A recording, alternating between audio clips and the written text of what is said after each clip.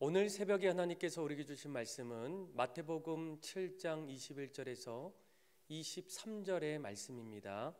페이지 수는 신약전서 7페이지입니다. 마태복음 7장 21절에서 23절의 말씀 제가 여러분들에게 봉독해 드리겠습니다.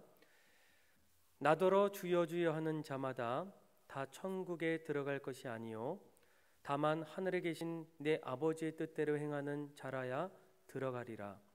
그날에 많은 사람이 나더러 이르되 주여 주여 우리가 주의 이름으로 선지자 노릇하며 주의 이름으로 귀신을 쫓아내며 주의 이름으로 많은 권능을 행하지 아니하였나이까 하리니 그때에 내가 그들에게 밝히 말하되 내가 너희를 도무지 알지 못하니 불법을 행하는 자들아 내게서 떠나가라 하리라.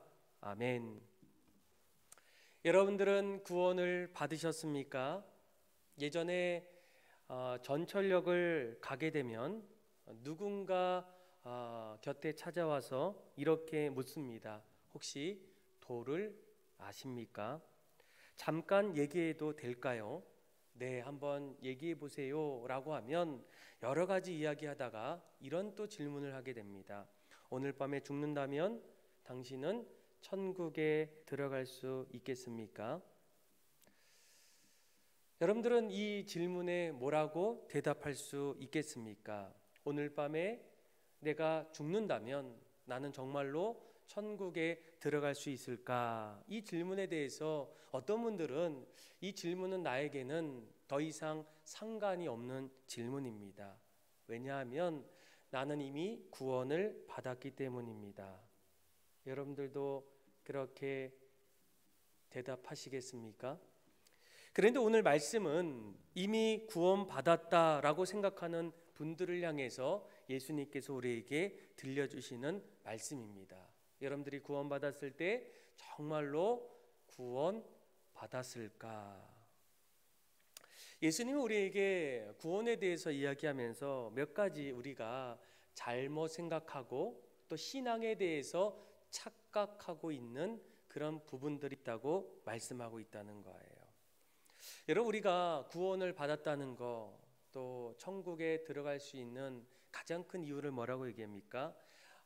올바른 정통 신앙을 고백했기 때문에 천국에 들어갈 수 있다, 이렇게 생각하는 분들이 있어요. 여러분, 이 정통 신앙은 너무나 중요합니다. 누구든지 천국에 들어가기 위해서는 예수님에 대한 바른 신앙의 고백, 우리가 이것을 정통 신앙 고백 이렇게 부르게 됩니다. 이 정통 신앙 고백은 무엇입니까? 예수님을 주로 믿는 신앙입니다. 예수님을 하나님의 아들로 믿는 신앙입니다. 예수님을 그리스도라고 믿는 신앙입니다. 예수님의 죽으심이 내 죄를 위한 죽으심이고 예수님의 부활하심이 내 의를 위한 부활임을 믿는 고백이에요. 그래서 우리는 반드시 예수를 믿고 하늘나라에 들어가기 위해서는 바른 신앙, 정통 신앙의 고백이 있어야 한다는 거예요. 그런데 이런 정통 신앙을 고백한 사람들 중에서도 천국에 들어가지 못하는 사람들이 있다라는 거예요. 최후의 심판 때 예수님께서 그 앞에 섰을 때 나는 너를 모른다.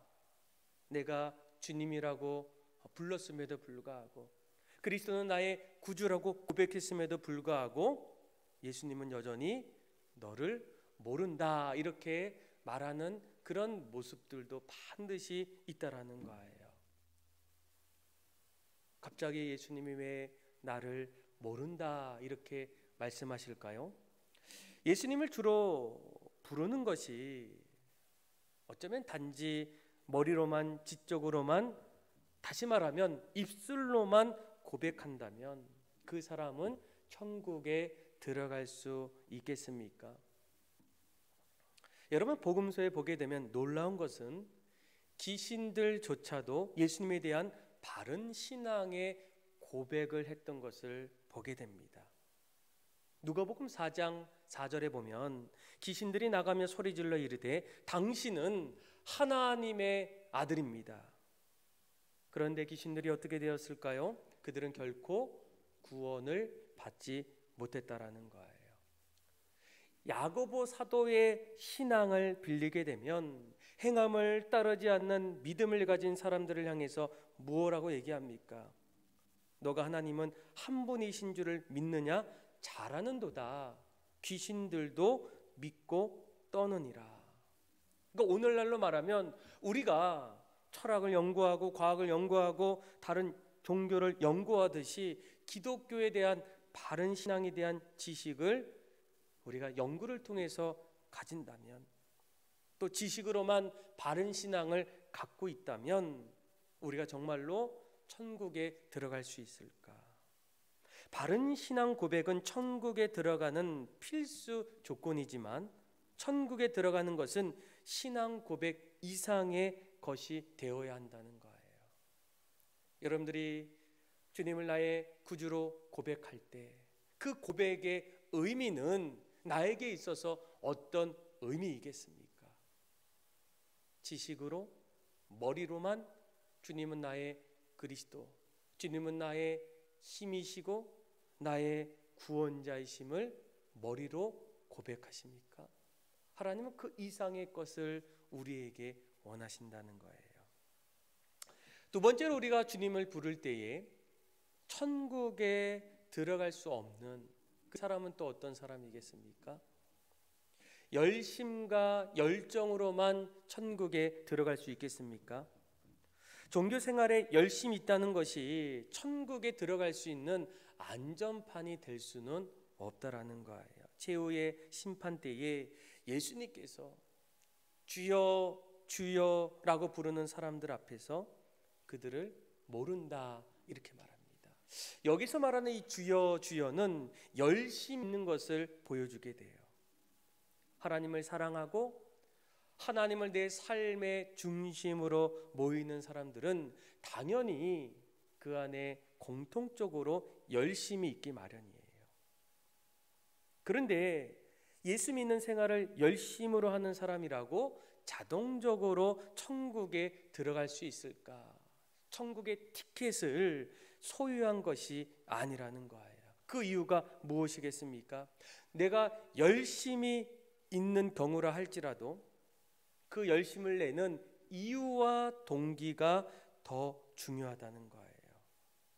나의 열심이 하나님을 사랑함으로 비롯된 열심이 아닌 자기 종교 생활의 만족과 이익을 위한 열심도 얼마든지 신앙생활 속에서 일어날 수 있기 때문이에요.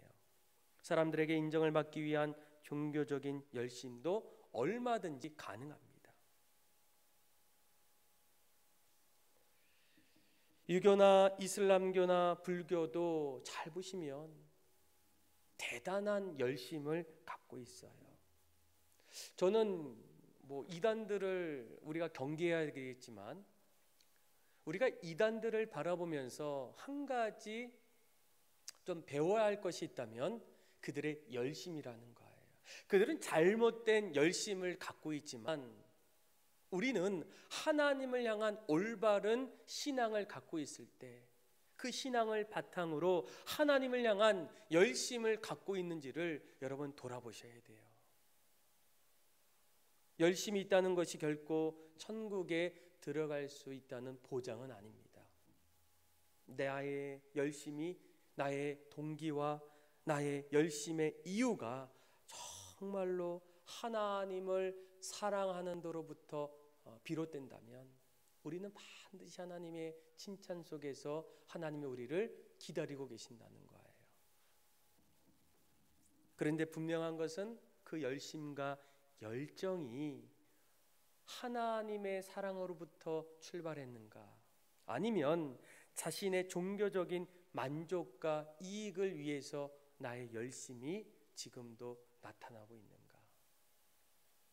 예수님은 또 한 가지 우리가 천국에 들어갈 때 선행으로만 천국에 들어갈 수 없다 이렇게 말씀하고 있어요. 오늘 우리가 읽었던 말씀을 보게 되면 예수님께서 최후의 심판 때에 이 세상에서 주의 이름으로 여러 활동을 한 사람들도 천국에 과연 들어갈 수 있을까? 구제하는 사람, 기도와 금식하는 사람, 선교와 전도와 봉사로 표현할 수 있겠죠. 오늘 본문을 보니까 주의 이름으로 선지자 노릇을 하는 사람들, 그 사람들을 향해서 뭐라고 얘기합니까? 천국에 들어갈 수 없다라는 거예요. 선지자 노릇을 한다는 것은 하나님 말씀을 전한다는 거예요. 22절이죠.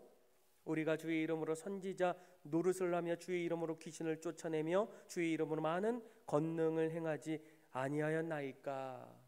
사람들 앞에서 하나님 말씀을 전하고 이적을 행하고 초자연적인 능력을 나타내는 그런 선지자 역할의 노릇을 하는 사람들 앞에서 너희가 대단한 은사를 갖고 있지만, 놀라운 일들을 하고 있지만 너희들은 결코 천국에 들어갈 수 없다라는 거예요. 비근한 예로 예수님의 제자 가운데 한 사람이었던 가룟 유다, 이 사람이 바로 대표적인 인물이 아니겠습니까? 외적으로는 신앙 고백을 했고 열심을 가지고 전도도 하고 병을 고치고 귀신을 쫓아내는 은사를 부여받았습니다. 그런데 결코 그는 구원의 믿음, 천국에 이르는 은혜를 받지 못했다라는 거예요. 그렇다면 오늘 우리에게 가장 중요한 질문이 있어요. 누가 천국에 들어가는가? 물론 오늘 말씀을 정리해 보면 반대로 우리가 마음과 뜻과 정성을 다하여 정통적인 신앙에 고백한 사람들, 하나님을 사랑하기 때문에 열심으로 주님 앞에 나오는 사람들, 그리고 우리의 모든 삶이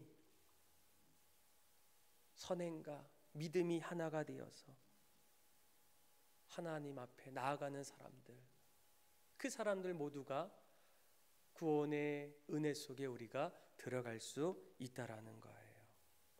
다시 정리하면 내가 정말로 참 신자인가? 또 내가 하나님 앞에서 구원받을 수 있는가? 그런데 오늘 말씀의 그 이전의 말씀들을 이렇게 생각해 보면 아마 예수님께서 처음에 산상수훈을 통해서 우리에게 주셨던 이 팔복의 이 은혜를 누리고 있는 사람들, 어떤 사람이겠습니까? 외형적인 지식과 감정과 행동만의 변화가 아니라 마음의 변화, 영혼의 변화, 성품의 변화가 일어난 사람들, 심령이 가난한 사람, 애통하는 마음이 있는 사람, 온유한 사람, 의에 줄이고 목마른 사람, 긍휼히 여기는 사람들, 마음이 청결하고 의에 줄인 사람들, 이 사람들이 내적인 변화와 또한 그리스도를 점점 닮아가는 그 모습 속에서 주님께서 오시는 그날 우리를 불러주시고 우리를 영원한 곳으로 인도해 주신다는 거예요. 사랑하는 믿음의 성도 여러분, 여러분들은 구원을 받으셨습니까? 여러분들은 내 영혼에 대한 관심이 더 있으십니까? 주님이 우리에게 가르쳐 주셨던 이 8가지의 복, 심령이 가난하고 애통하고 온유하고 마음이 청결하고 의에 줄이고 또 그 안에서 온유한 그런 마음으로 우리가 이 땅을 살아갈 때 날마다 이 땅에서 하늘 백성으로서 또 주님이 우리를 부르실 때에 영원한 백성으로서 천국에 하나하나 들어갈 수 있는, 또 저와 여러분들의 구원에 확신 있는 신앙으로 살아가는 믿음의 삶이 다 되기를 주님의 이름으로 축복합니다. 설날 명절을 맞이해서 하늘 백성으로서 더욱더 여러분들의 가정이 기쁘고 감사가 넘치는 복된 가정이 다 되기를 주님의 이름으로 축원합니다. 기도하겠습니다. 하나님 아버지, 우리는 구원받은 하나님의 백성입니다. 외형적인 또 조건적인 그런 믿음의 성도가 아니라 주님이 우리에게 말씀해 주셨던 그 모습처럼 하나님을 사랑하기 때문에 예수님을 나의 구주로 고백하고 그 뜻대로 살아감을 통하여 주님 오시는 그날까지 이 땅에서 하나님의 백성으로 살게 하여 주시고 날마다 주님 앞에서 온전한 삶으로 천국 백성으로 살아갈 수 있도록 인도하여 주옵소서. 그렇게 역사하시고 인도하실 그 주님을 찬양하며 사랑이 많으신 예수님의 이름으로 기도합니다. 아멘. 다 같이 주기도문함으로 예배를 마치겠습니다. 하늘에 계신 우리 아버지, 아버지의 이름을 거룩하게 하시며 아버지의 나라가 오게 하시며 아버지의 뜻이 하늘에서와 같이 땅에서도 이루어지게 하소서. 오늘 우리에게 일용할 양식을 주시고 우리가 우리에게 잘못한 사람을 용서하여 준 것 같이 우리 죄를 용서하여 주시고 우리를 시험에 빠지지 않게 하시고 악에서 구하소서. 나라와 권능과 영광이 영원히 아버지의 것입니다. 아멘.